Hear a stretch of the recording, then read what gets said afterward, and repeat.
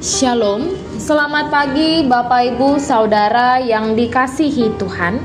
Selamat berjumpa kembali dalam Mutiha Hangoluan Renungan Harian pagi ini, Jumat 28 Juni 2024. Dengan bacaan Alkitab dari 1 Petrus 1 ayat 13 hingga 25. Yang menjadi ayat renungan harian hari ini adalah 1 Petrus pasal 1 ayat 23, demikian firman Tuhan. Karena kamu telah dilahirkan kembali bukan dari benih yang fana, tetapi dari benih yang tidak fana oleh firman Allah yang hidup dan yang kekal. Status baru. John Newton adalah seorang pelaut pada abad 18 yang terlibat praktik jual beli budak serta memiliki gaya hidup yang penuh dosa. Suatu hari kapal yang ia tumpangi diterpa badai yang dahsyat. Di tengah-tengah situasi mencekam dan putus asa itu, ia akhirnya memanggil nama Tuhan dan memohon untuk keselamatan dirinya. Setelah selamat dari ambang kematian, John Newton akhirnya bertobat dan membaktikan diri menjadi seorang pendeta.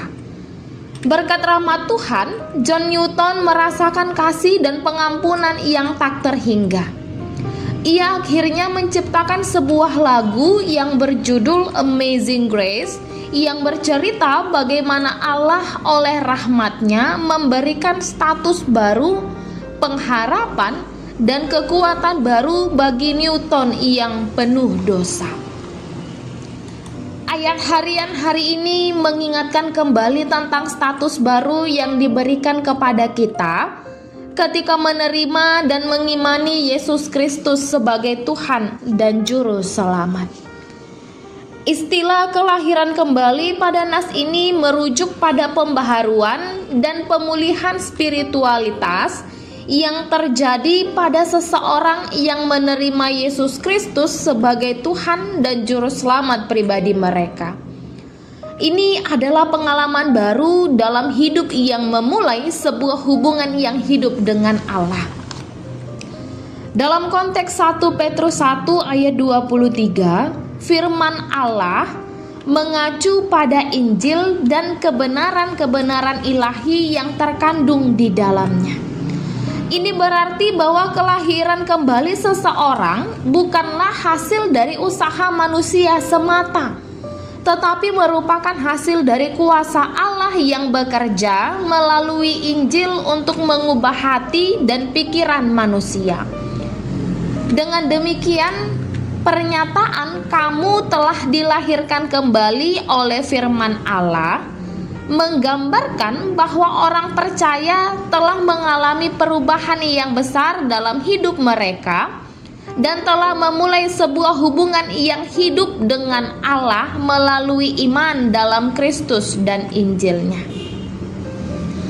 Kelahiran kembali kita bukanlah dari benih yang fana, tetapi dari benih yang tidak fana, yaitu firman Allah yang hidup dan kekal. Ini mengingatkan kita untuk menyerahkan diri kita kepada kebenaran Allah dan mengikuti firman-Nya yang merupakan dasar dari kelahiran kembali yang baru. Saudaraku, sebagai penyandang status baru yakni anak-anak Allah, kita diajak untuk sungguh-sungguh saling mengasihi dengan hati yang murni.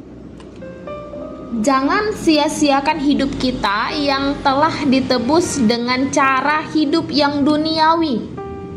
Sebab harga dari penebusan kita sangat mahal, yaitu darah Kristus. Karena itu, jadilah orang yang dilahirkan kembali di mata Tuhan, dan hindarilah hidup yang sia-sia. Makna sejati dari lahir kembali adalah pembaharuan hati, iman, pikiran, sikap, dan perilaku hidup setelah menjadi percaya. Kita berdoa. Ya Bapa, Terima kasih untuk kasih-Mu yang telah mengubahkan kami. Tuntunlah kami oleh Roh-Mu untuk boleh hidup di dalam pembaharuan hati, iman, pikiran, dan sikap. Amin.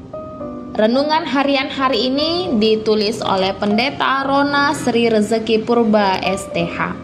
Demikianlah renungan harian hari ini. Selamat beraktivitas. Tuhan Yesus memberkati. Shalom.